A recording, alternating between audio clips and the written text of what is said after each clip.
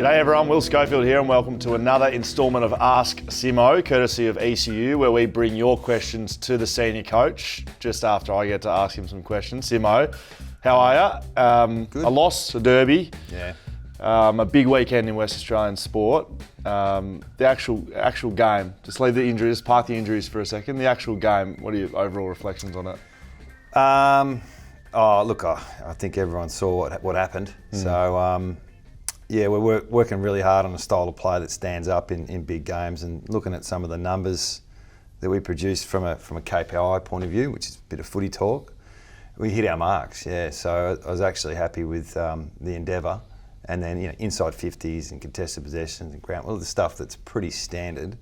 We've struggled at that the last few years, and the last couple of weeks we've produced some good numbers. Didn't get the win, disappointed. Last 15 minutes we got overwhelmed, and they're a good side. So, but before that, we put it up to them. I was stationed down on the boundary with Fox Footy, and I was watching the bench quite closely. And you seem like a proud father for probably most of the back half. Would that be fair? It's a good analogy. Good enough for you, Scoey. Just keep it above the belt, please. Okay. It was the resilience piece at halftime we spoke about. We knew there was three or four injuries, so you get chances to galvanise, and that was one of them.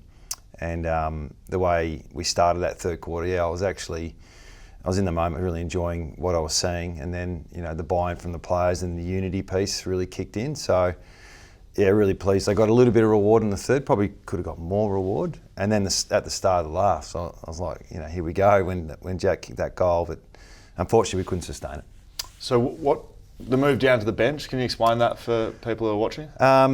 There was tactical changes we made as well as a mindset approach we had as well, and you just can't get involved in the box. So I thought presence around the bench should be handy. On reflection, there was no one on the bench I found a few guys to latch on. I think Liam come off when he crumpled, and we might have one rotation there for a while. The skipper was down there. Boots was on the bench, and just connecting with the energy of the crowd and the environment of the game, for me personally, was important, and just trying to show a bit of resolve. I don't know what you call it, but it was okay in terms of don't stress too much and let's get on with playing the game. I actually don't think they needed it. They were pretty good. The feeling in the rooms afterwards, that's the final one from me. Was it normal? Was it? I wasn't normal. No, it was a sense of well done on effort, and I think they gave effort all day. So it was that, but not good enough. And we're here to win, and we've got Melbourne next week, and we need to recover and prepare as best we can. And we'll lose a few players, but we've got 14 guys at Waffle to come in as well, so a bit of a balanced look. Very good. All right, let's get into questions from some of our fans. Nathan Nietzsche asks, when injuries hit in 2015, you and your coaching staff adapted the Simpson Web, and it carried the team to a GF. That's exactly what it was. I'll come back to that. With injuries hitting hard this week, will you endeavour to keep the game plan the same or tweak it? The Simpson Web. That was all me. If you had to put a percentage on it, 95. What percent do you think you had to do with that web? 95. Five. Let's be honest. I was lucky I had 6 defenders that zoned off anyway, so... You'd pop your head into backline meetings and go, all sorted in here, boys? Yep, no worries. We just got Shannon Hearn to commit to not picking up someone, and it was all done. So game plan, tweak. We're on it. We're on a journey. And I said this to the players, and I said it to them today, that we're trying to work on something that's going to be long lasting, and that's with our list management. It's with our standards, how we prepare our staff, and it's not about, yes, we want to win every week, but it's the long term outlook we're having, and we feel like I said before, that some of the KPIs we're producing is top 4, top 6 sort of quality, and if we're not good enough behind that, then we'll cop it. But no, we won't be tweaking things too much. We're just sort of starting really on something that's a bit new to us. Okay, very good. Jonathan Prosper, was it necessary to keep Ryan on the field with that knee injury yesterday? After the injuries all day, I was getting nervous with him staying on the field would make whatever he had get worse. Top effort by Ryan. Really brave. He hasn't hurt his knee, not yet anyway. So we've got some scans coming through, but I think No, we couldn't do any more damage.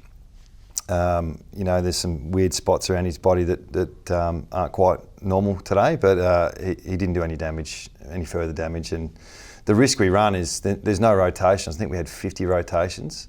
So we've got guys who ran 15, 16 kilometres at high end speed, and the risk for them is probably as high as Lamb going back on. So, no, he is pretty brave.